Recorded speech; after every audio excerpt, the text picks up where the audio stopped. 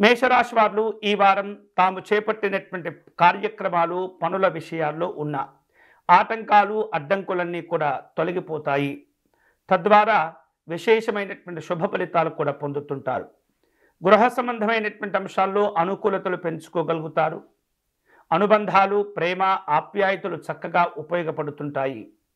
అలాగే గతంలో దీర్ఘకాలికమైనటువంటి ప్రయోజనాల కోసం తీసుకున్న నిర్ణయాలు, చేపట్టిన కార్యక్రమాలు ప్రస్తుత కాలంలో ఉపయోగపడుతుంటాయి. మంచి మంచి ప్రయోజనాలు ఇస్తుంటాయి. వాటి ద్వారా ఆర్థికపరమైనటువంటి లాభాలు పొందటం, వాటిని ఉపయోగించుకొని ఇంకొన్ని పెట్టుబడులు పెట్టేటటువంటి ఆలోచనలు కూడా కలుగుతూ ఉంటాయి.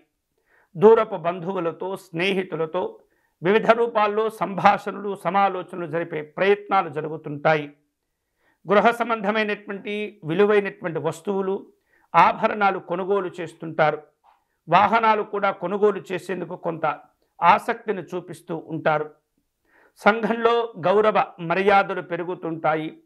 మీకున్నటువంటి ఆస్తుల విషయంలో వివిధ రూపాల్లో ఒప్పందాలు కూడా కుదుర్చుకునేందుకు ఈ వారాన్ని ఉపయోగించుకునే ప్రయత్నం చేస్తుంటారు.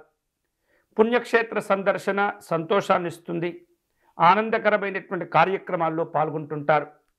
వ్యాపార కార్యక్రమాల్లో లక్ష్యాలకు చేరుకునేందుకు తీవ్రంగా కష్టపడి వాటిని సాధించేటటువంటి ప్రయత్నాలు కూడా మీరు చేయగలుగుతారు. ఉద్యోగ విషయాల్లో అనుకూలతలు ఉంటుంటాయి. వివిధ రూపాల్లో ఆదాయ మార్గాలు కూడా కలిసి వస్తాయి.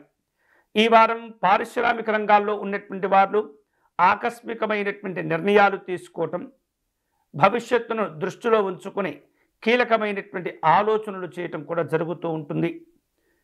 పనుల యొక్క ఒత్తిడి పెరగకుండా ఎప్పటికప్పుడు పనులను నిదానంగా, జాగ్రత్తగా చేపట్టే ప్రయత్నం చేయాలి.